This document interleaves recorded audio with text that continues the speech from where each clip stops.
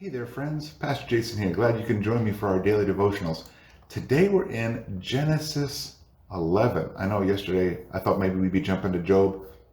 That's not going to happen until next week. We're in chapter 11, just one chapter today. So follow along with me as we read about the Tower of Babel, and we hear about Abram for the first time. And Abram, as you might know, will eventually turn into Abraham.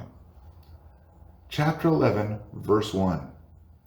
Now the whole earth used the same language and the same words. It came about as they journeyed east that they found a plain in the land of Shinar and settled there. They said to one another, "Come, let us make bricks and burn them thoroughly." And they used brick for stone and they used tar for mortar. They said, "Come, let us build ourselves a city and a tower whose top will reach into heaven, and let us make for ourselves a name, otherwise we will be scattered abroad over the face of the whole earth." The Lord came down to see the city and the tower which the sons of men had built. The Lord said, "Behold, they are one people, and they all have the same language." And this is what they began to do. And now nothing which they propose to do will be impossible for them. Come, let us go down, and there confuse their language, so that they will not understand one another's speech. So the Lord scattered them abroad from there over the face of the whole earth, and they stopped building the city. Therefore its name was called Babel, because there the Lord confused the language of the whole earth, and from there the Lord scattered them abroad over the face of the whole earth. These are the records of Shem.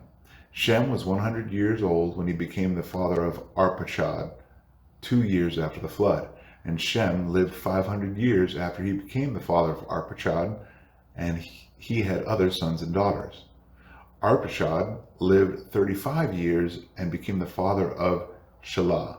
And Arpachshad lived 403 years after he became the father of Shelah, and he had other sons and daughters. Shelah lived and became the father of Eber, and Shelah lived 403 years after he became the father of Eber, and he had other sons and daughters.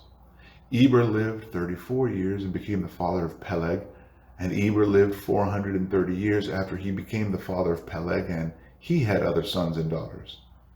Peleg lived 30 years and became the father of Reu, and Peleg lived 209 years after he became the father of Reu, and he had other sons and daughters.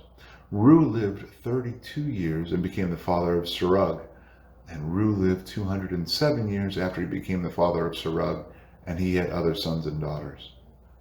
Serug lived 30 years and became the father of Nahor, and Serug lived 200 years after he became the father of Nahor, and he had other sons and daughters. Nahor lived 29 years and became the father of Terah, and Nahor lived 119 years after he became the father of Terah, and he had other sons and daughters. Terah lived 70 years and became the father of Abram, Nahor, and Haran. Now these are the records of the generation of Terah. Terah became the father of Abram, Nahor, and Haran.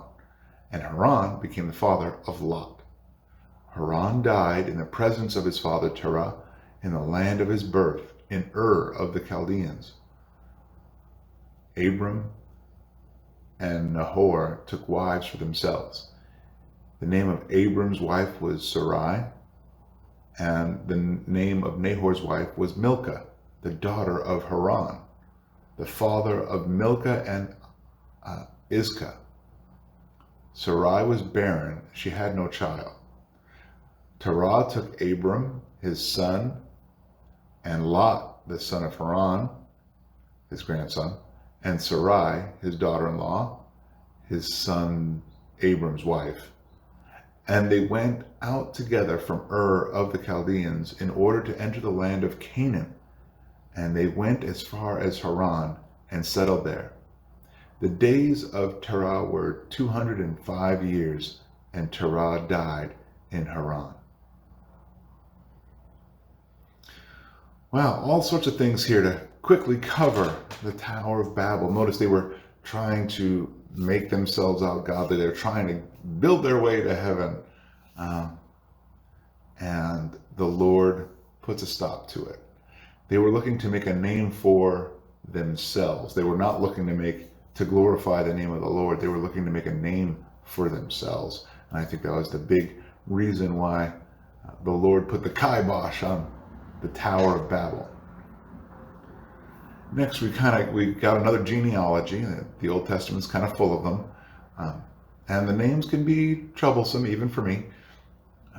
But what I did find interesting is that here the flood has happened, and we start to see people's lives cut drastically short and getting shorter as time goes on.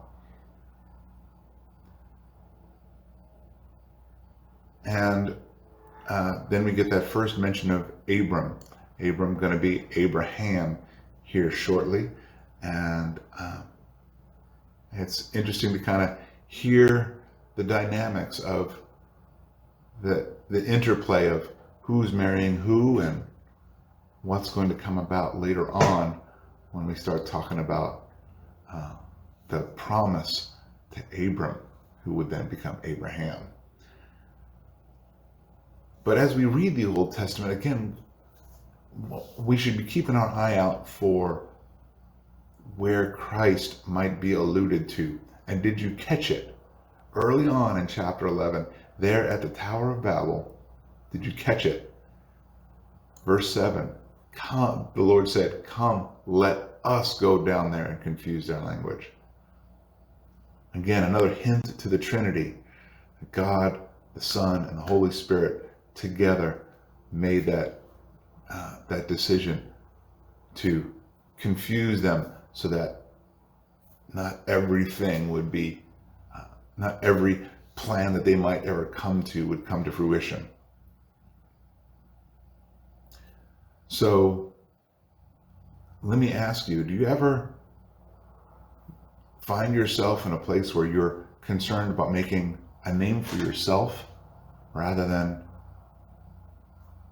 glorifying the name of the Lord, where making a name for yourself becomes more important than giving Him honor and glory and majesty?